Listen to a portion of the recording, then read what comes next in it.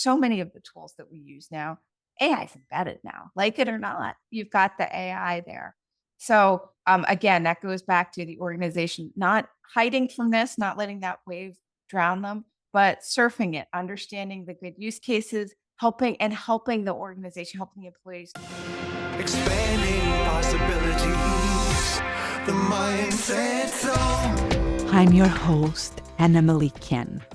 I'm here to support you, increase your impact while preventing burnout. The Mindset Zone is a place to pause, increase your self-awareness, and embrace the experimentation mindset. Find more resources, including information about the Mindset Zone book and audiobook at mindset.zone. Yes, instead of .com is .zone. Our guest today is a true cybersecurity powerhouse. Diana Kelley is the Chief Information Security Officer at ProtectAI, where she's at the forefront of the securing artificial intelligence. With over 2 decades of experience, Diana has held leadership roles at tech giants like Microsoft and IBM. She's a sought-after keynote speaker, author, and board member of numerous cybersecurity organizations. Diana's expertise expands from AI security to women's leadership in tech. Welcome to the Mindset Zone, Diana. Thank you so much for having me here, Anna. My listeners here at Mindset Zone, they know that I'm obsessed with AI. So I'm really looking forward to have this conversation with you because I think, and it's like I say so often when I speak about this, I don't know about exponential growth forever, but I can assure that this is 100-foot wave that is affecting us all, especially the business world. And like I'm originally from Portugal, where we have 100-foot waves near Lisbon, and where they go to do the surfing of the big waves. I like to use that as a metaphor to say to business people that if you ignore a 100-foot wave, you are going to be crushed by it.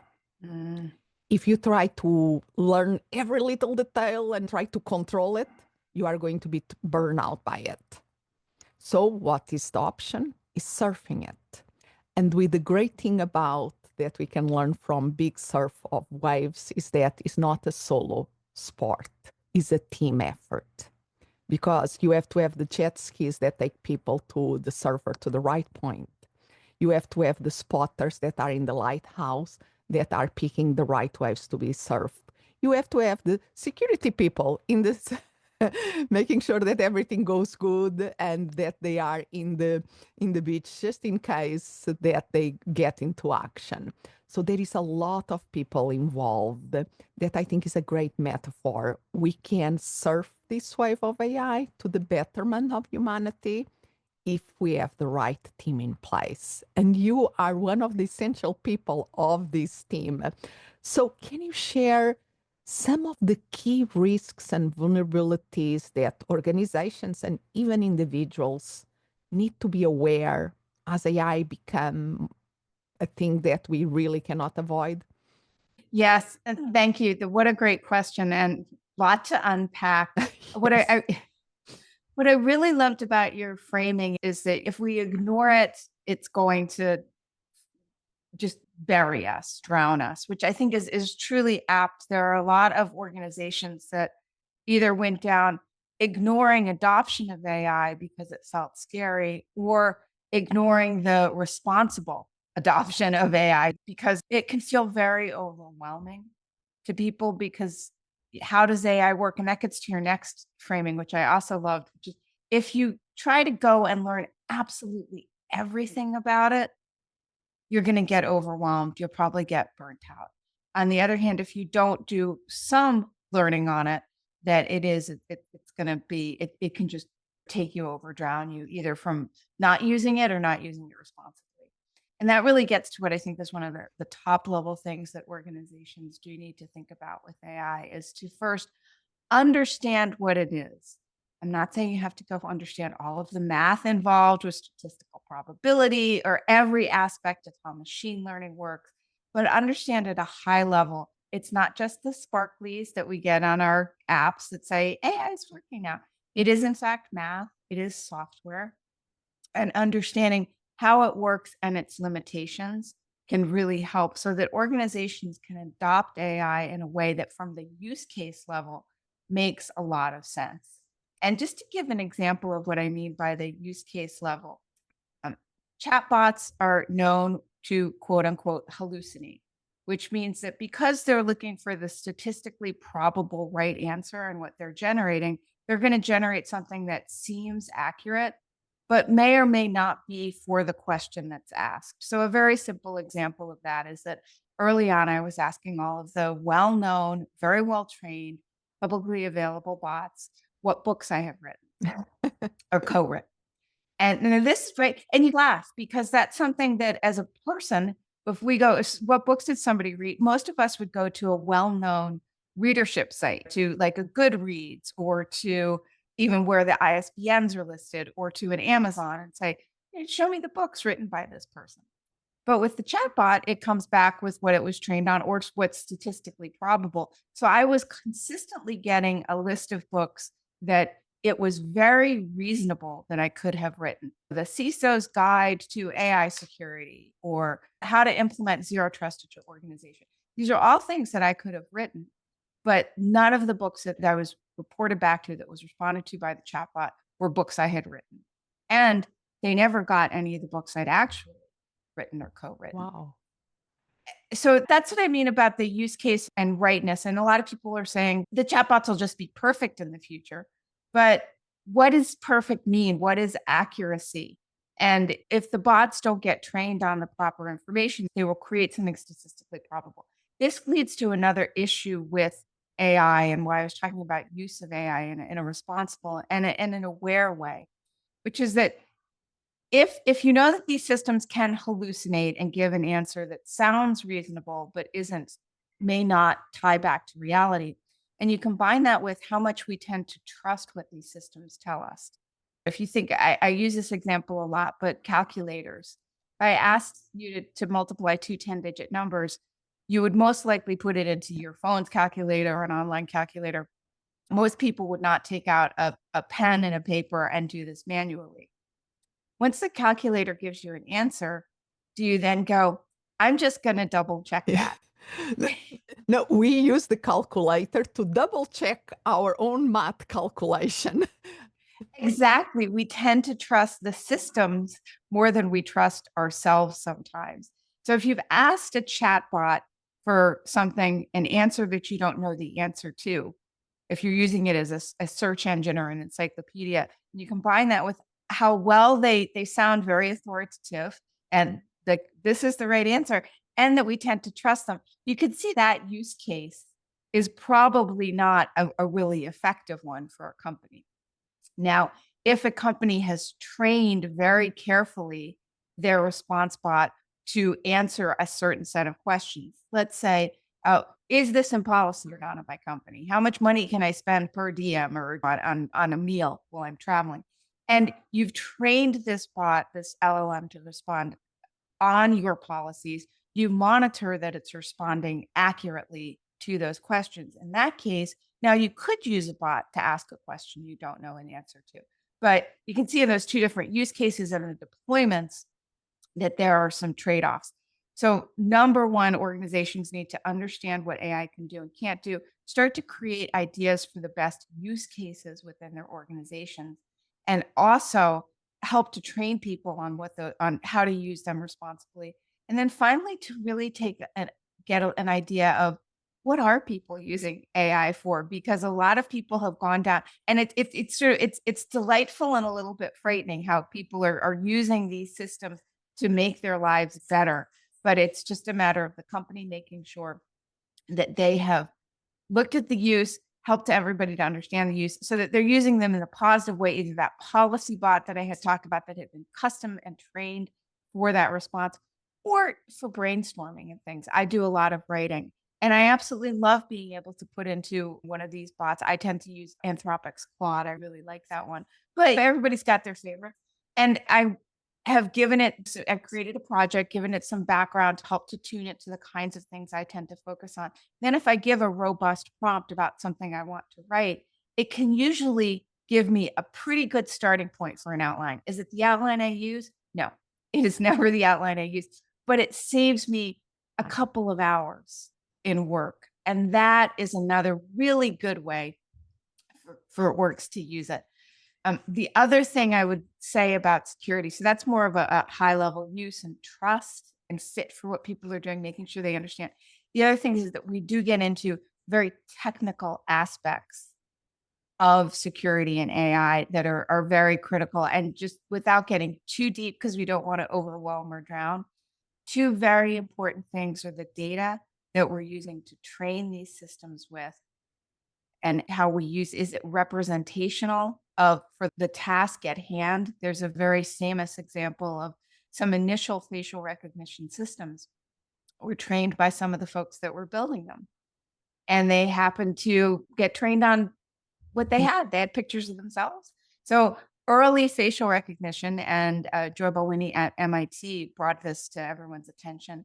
Early facial recognition was quite good at being accurate with male faces that were lighter skinned, and that it went down, the accuracy rate went down to where it was most inaccurate, which was female faces with darker skin tones.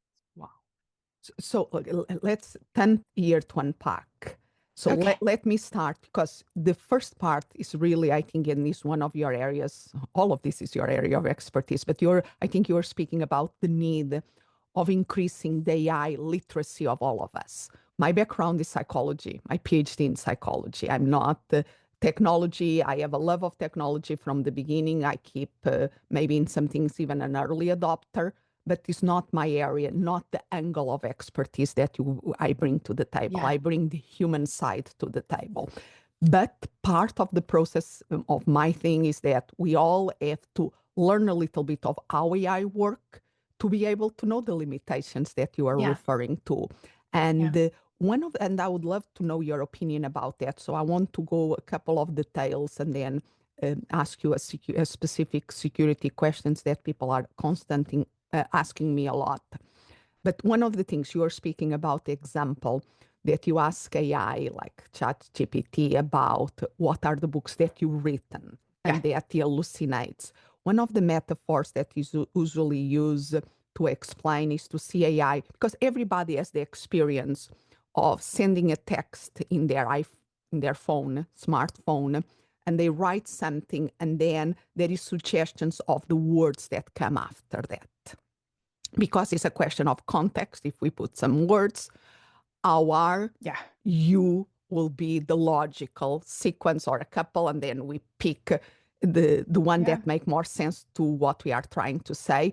And if we are using smartphones for a while, we know that they improve a lot, because in the beginning it was, where are they thinking? And now it makes much more sense. And this is machine learning too. And many times AI is taking that to another level. Or they say with much bigger data, they are auto-completing in a big scale what makes sense to show up after. So this example of the autocomplete is, as a metaphor, is a way of explaining this, correct? Yes, that's, and in fact, there have been some AI experts that, and I like how they frame it. They will say that in some ways, the generative AI is autocomplete on steroids. Okay, love that. So great. So, because I think it's something that people can relate with an experience that people have, and that is important from the teaching aspect of it. Yes.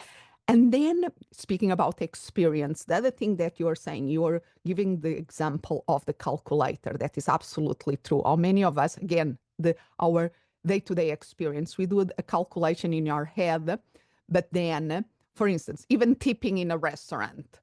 Right. We look to the bill, we do a calculation in our head, and then, we like to see if they give even now in the bill, sometimes they suggest a tip, different levels of tip, or we go if it's a group and we are dividing, and then we can do a calculation in our head and then we go to the calculator to confirm that we thought that we did the right calculation. Exactly. Yet, sometimes when we are doing that and the result doesn't sound right, we say maybe we didn't put the information correctly because we have the experience that in that context, that doesn't sound right. So I think the importance in organizations of the experience, and even when we are seeing the answers from these chatbots, if doesn't sound right, the experience element is very, very important. I would love your thoughts about that. Yeah, I agree. And I do that sometimes with math. I'll transpose. I'm dyslexic and it usually doesn't hit me in math, but sometimes I'll divide in on the calculator. I'll put the wrong numbers. I'll reverse the order that I'm supposed to put the numbers in when I'm dividing. And then I'll realize that the answer, there's no way it makes sense. So yeah, I'll recheck. Now, when we're asking a chatbot, depending on the question that we're asking, does the person asking that question have the ability to identify or understand if the response makes sense or not? Now, if we're brainstorming with it, for example, we have an idea of what we want our words to say, then we can recognize it. But if you're asking for some question, for example, when did the Mongols rule China? If you don't have an idea of what the answer is, then how can you make an assessment of the validity of the response? Yeah. And the other element that you were speaking about, how we train these large language models, if we put data in that is biased, and even if they are scrolling the internet and training themselves in what is out there, we know that the data that is out there reflect the bias of our society. The outcomes of it are going to reflect that. And it's important for us to know that even in day-to-day things that I never thought about. They were speaking about in medical devices, the one that we use so much now after the COVID, that is to read the oxygen in the blood. It depends of the color of our skin. Lighter skin, the machine, the oximeter, reads better than darker skin. Yeah. And I never thought about that. But it's again the same bias that, okay, how they develop the instrument, how they train it and correct it. And we have to be aware of it to be able to do something about it. Yeah. And speaking about awareness and security, because this is something that people ask me a lot, that I would like your expert opinion about. There is all this bias, but people are worried about, if I put my data, my book there, and then what happens with that information? So people are worried about intellectual property, the plagiarism. So give us for organizations in their IP and for individuals, what are the things that people should be aware at that level? Yes, and this is data and data privacy is a huge consideration. So two really important things to understand: that machine learning systems which drive generative AI memorize a certain amount of their training data. So even if that training data is not supposed to be repeated, it might be. The system might get statistically down as it's moving down. It may start to give out information on its training data that it's not supposed to. A very sort of simple way to understand this is there's something called the poem attack, where a number of researchers asked the model to repeat the word poem indefinitely. You would think, hey, it would just keep saying the word poem, but it didn't, because it's sort of looking down statistically what might be next on its start. And rather than just doing the poem, it started to actually to respond with some of its training data that was sensitive, such as phone numbers and people's names. So data privacy is a really big, important thing to think about, both with the data that you put in and train the systems on, but also if those systems are now being trained on the new data that you might be putting in as you're asking it prompts or questions. And many of the free tiers of the AI, they are still training. So whatever AI you're using and whatever tier, if you're paying for it or not, if your company's running it or not, what you want to ask, is the system being trained on my data? Because if it's being trained on what you're putting it in, it's going to retain some of that, even if there's no, we won't. And then you want to get into, okay, if it's not being trained on my data, but still it's collecting and using my data over time, what are my mechanisms for being able to delete the information that I've put in? So on the higher tiers with a lot of these AIs, we have this option of GDPR privacy to be able to pull you back your data, delete it. The model that you were using, you can just completely get that. That's wiped out when you're done using it, so that you know that the data you put in is now gone. But you do want to take a deeper look into the data use. Number one, look at the terms of service with whatever you're using to identify if it's being trained on your data, then you know your data is being retained. Secondly, if you're using a deployment like a paid version, understand your data privacy rights and what you can pull back from Part that of system. the AI literacy, because I always say Yes. people are using the free version, and they say, yes, I'm using the free version. I say, there are not free lunches. If you are using the free version, they are collecting your data. It's just, how do you say, it is what it is. So I think by the time that we save, they have very reasonable prices, most of these tools. ChatGPT is a reasonable priced tool. Claude, that is also my favorite, also has a very, how to say, the $20 a month is totally justify how much time we save. And then we become clients, so we have rights. Yes, And exactly. and one of the reasons that I like Claude, besides the output of it in terms of the long content, I prefer it. The other thing I like the philosophy of the company that is more privacy oriented than ChatGPT, because now ChatGPT, even in the pay version, we have to go to the settings, and because by default the team, when we have the team account, is different, but by default at the moment of this recording, because they are always changing, Right. by default, if we have the pay individual account, what information that we are putting is training the LLM. We have to say, no, I don't want my data to go to train the large language model.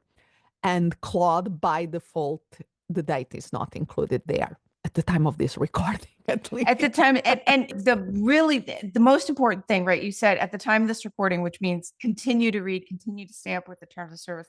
And the most important thing is that what you're talking about is that data literacy related to AI. A lot of us have started to learn how to go in and turn and toggle privacy settings with our mail or with our browsers. And exactly what you're talking about, Anna, is it's the same thing. We just need to bring it to AI. Yeah. And that is the other example that I speak with organizations, because I ask, do you have a team account of ChatGPT? No. And then I ask, do you allow your employees to use their personal email to run business? Of course not. They have the email account for the company. And even sometimes they have the phone number from the phone for the work phone. And you are allowed them to use their personal account of ChatGPT with the information of the company that you don't have any control over by $20 a month, or the team account is a little bit more, but doesn't make sense. And or companies that say, we don't use AI. Do you use a computer? Do you use a phone? Which softwares are you using? What is your tech stack? You are using AI, even if you are not using ChatGPT. And I bet even if the policy of the company, my employees are forbidden to use a bot like ChatGPT, are not they using in their personal device? Yes. Yeah. It's this weird sort of shadow adoption that's happened. We've seen this again and again, is that some organizations will see a new technology, reasonably say, I may not have the time or cycles to really go deep into that and understand how to secure it. So they might just ban the use. But the use kind of seeps in, and there's shadow AI with users, employees trying to get their job done and being the best employees they can, but adopting AI tools in pursuit of being great employees and not understanding it's out of policy. So and then as you pointed out, so many of the tools that we use now, AI is embedded now, like it or not, you've got the AI there. Again, that goes back to the organization, not hiding from this, not letting that wave drown them, but surfing it, understanding the good use cases, helping the organization, helping the employees know this is a great way to use it. This is a not approved, not great way to use it. And if you want to bring in a new use case, if employees want to start using a new vendor or a new tool, it goes through a security review. You can do that with AI too, with AI tools. So where people from organization to individuals, because I think the moral of the story here, increase your AI literacy, because we cannot put our heads on the sand. We cannot ignore this. So what are the resources that you recommend for organizations and individuals that you think that are good resources for increasing their education in AI literacy and security? Of course, I know that they can bring you in as a speaker and as a consultant, and we will go there. But besides that, what are the resources you will recommend people and organizations? So I think one of the great sources, and this is really a little bit more organizational than individual, but organizations have a couple of great resources, especially from the security side, to really help get started. NIST, the National Institute of Standard and Technology, has taken has been out front in looking at what AI means to organizations. They have an AI risk management framework. It's a really great overview of what the risks are and how to map, measure, manage, and govern your deployment of AI. So I strongly recommend taking a look at that solution or that framework that's available. Also, the folks at MITRE who have created something called ATT&CK, which is the quote kill chain. So if you look at attackers, they have a phased approach as they get through your organization. Just like someone's stealing a car, first they see, can I get into the car? Then they get in. Do you have a key? Right? Do I hotwire it? So there are different phases, and through those phases, you can stop an attacker. You have the opportunity to stop an attacker. They've done this for AI. It's called Atlas. And looking at their Atlas findings can be very helpful to understand what controls you need at your organization and where to protect your teams. And then the last one is OWASP, which is the Open Web Application Security Project. They're very well known for their top 10 of vulnerabilities to web apps. They have done this for LLMs. They have done it for AI. And they have a lot of supporting documentation to help organizations be able to dive in and get to understand what the risks. So you take those as a high level for the security of AI. It can be very, very helpful. Love it. And I will make sure that I will put this in the show notes. And of course, you are an amazing resource for these organizations too. So where can people learn more about you and your work? I'm at LinkedIn. So if you just look me up, Diana Kelley, I'm on LinkedIn. I also have 2 classes on LinkedIn that might be useful. One is about understanding the security of AI and ML and what some of the failure modes are. The other one I have up there is MLSecOps, which is about machine. It's about, if you understand DevSecOps, you've got development, you've got operations in a system, but then how do you put security into that? So you're bringing all 3 of those together throughout the entire life cycle. And MLSecOps is doing what DevSecOps did for the AI development and deployment lifecycle. And even if you're not building AI, because some people might be like, we don't care, we don't have a lifecycle, we're not building it. This is actually the foundation for the questions that you would want to ask the vendors that you're adopting AI from. Because if you're not building security in because you don't build AI, did they build security in? And you really want to know that. Absolutely. Absolutely. So, so important. So with that, I will make sure that I will put all these links on the show notes. Thank you so much for your time. Thank you so much for the conversation. I really enjoyed it. Expanding possibilities, the mindset zone. If you can think of a person who will find this episode helpful, please share it. Spreading the word about the Mindset Zone podcast is very powerful.